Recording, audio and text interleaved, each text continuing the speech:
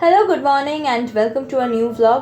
তো সকাল সকাল ব্রেকফাস্টে নিয়ে নিয়েছি chia seed, 2 teaspoon chia seed, তার সাথে অল্প একটুখানি লেবুর রস নেব আর নেব গ্লাস ভর্তি করে জল।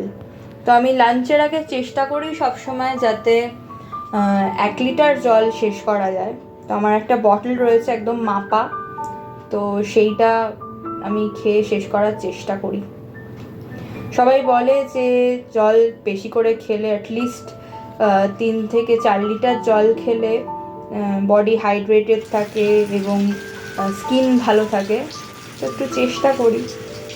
আর বৃষ্টির অবস্থা দেখো, মানে ঝমঝম ঝমঝম করে বৃষ্টি হচ্ছে, গাছগুলো টব থেকে প্রায় নুয়ে পড়েছে, এতটাই বৃষ্টির তেজ রয়েছে। আর আমার ভয় করে এটা ভেবে যে গাছগুলো যাতে অতিরিক্ত জল পেয়ে নষ্ট না হয়ে যায়। আমাদের তো এত গাছ পুরো কমপ্লেক্সের ভিতরে, তো সমস্ত গাছ যাতে নষ্ট না হয়ে যায়, পচে না যায়। আর লাঞ্চে রয়েছে ভাত। আজকে আমাদের ফ্রিজ ক্লিয়ারেন্সের দিন, তো রয়েছে ভাত, তার সাথে 1 বাটি মুসুর ডাল, আর রয়েছে বড়ি। এই বড়ি ভাজাটা তো আমার ফেভারিট। আর রয়েছে টক দই। আর এরপরেই দেখতে পাবে যে কেন বলেছি আজকে ফ্রিজ ক্লিয়ারেন্স ডে।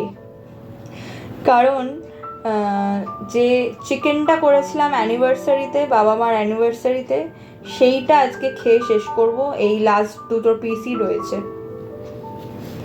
তো এখন একটুখানি পড়তে বসেছি চায়ের কাপ নিয়ে। আর বৃষ্টি ধরেছে ফাইনালি, এখন বাজে সন্ধে 6টা। তো মা ডাকছিল, ঘর থেকে বেরিয়ে এসে দেখছি মা কি সব বানিয়েছে। তো মা বললো ভেজ টিকিয়া। তো চলো, আজকে এটাই ইভিনিং স্ন্যাক্স। বহুদিন বাদে, খুব একটা সন্ধেবেলা যে খাওয়া হয় তা না।